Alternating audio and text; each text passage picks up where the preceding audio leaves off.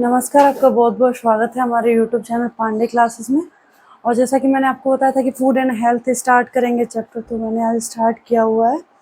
तो आज हम पढ़ेंगे सबसे पहले फूड के बारे में। फूड हमें एनर्जी देता है, एनर्जी प्रोवाइड करता है किसी भी काम को करने के लिए। तो सबसे पहले फूड की डेफिनेशन तो हमें पता ही है। और कंपोनेंट ऑफ फूड क्या क्या होते हैं, तो कार्बोहाइड्रेट होता है, प्रोटीन होता है, फैट होता है, विटामिन होता है और मिनरल होते हैं।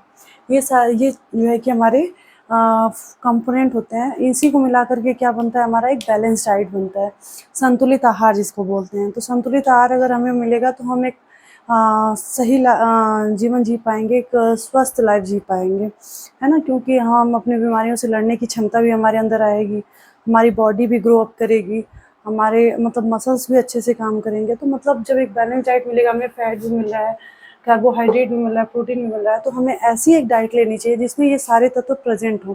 और जब वो सारे तत्व उसमें उपस्थित होंगे तो वैसे ही भोजन को क्या कहा जाएगा, संतुलित आहार या बैलेंस डाइट कहा जाता है।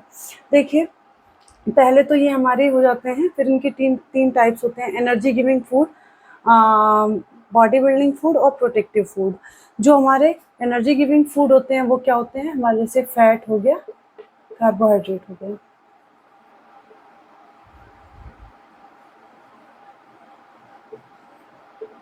ठीक है।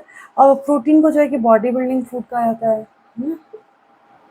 देखिए, अगर हम देखें तो कार्बोहाइड्रेट से ज़्यादा तो हमें क्या एनर्जी प्रोवाइड करता है, फैट।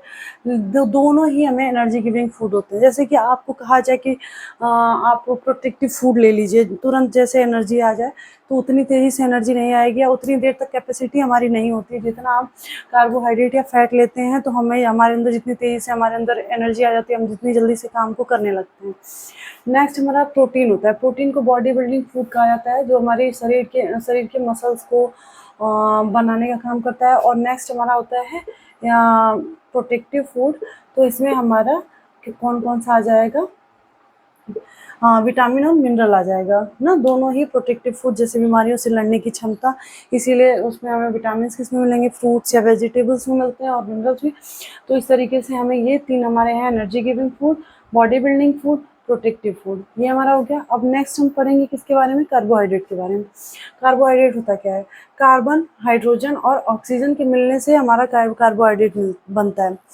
तीन चीज़ों के, कार्बन, हाइड्रोजन और ऑक्सीजन, इन तीनों के मिलने से हमारा बनता है कार्बोहाइड्रेट। दो तरीके के कार्बोहाइड्रेट होते हैं, सिंपल कार्बोहाइड्रेट और कॉम्प्लेक्स। सिंपल को क्या बोला जाता है, सरल, है ना। कुछ लोग मुझसे बोल देते हैं ना कि इंग्लिश का ज़्यादा यूज़ मत किया करिए, लेकिन पता नहीं क्यों मेरे से इंग्लिश ही दोनों ही, जब हिंदी में लिखूंगी तो पूरा हिंदी लिख देती हूँ, और जब इंग्लिश में लिखती हूँ तो पूरा इंग्लिश लिख देती हूँ। प्रॉब्लम मेरे साथ ये हो जाता है ना। और कभी कभी तो ऐसा हो जाता है कि इंग्लिश वाले वर्ड्स पता होते हैं, उसको हिंदी में एक्चुअल में उस टाइम याद ही नहीं आता है कि उसको क्या बोलते हैं। प्रॉब्लम हो जाती है, मीडियम वाली प्रॉब्लम हो जाती है। एक्चुअली हम लोग हैं यूपी बोर्ड वाले, पढ़ाते सीबीएसई बोर्ड वालों को हैं, और मिक्स ही हो जाता है एकदम से, है ना। और हाँ, नेक्स्ट हमारा है कॉम्प्लेक्स कार्बोहाइड्रेट। तो जैसे जटिल कार्बोहाइड्रेट कहा जाता है। एक बार मैंने वीडियो डाला था ना, तो उसमें सारा मैंने इंग्लिश डाला हुआ था स्टार्ट में।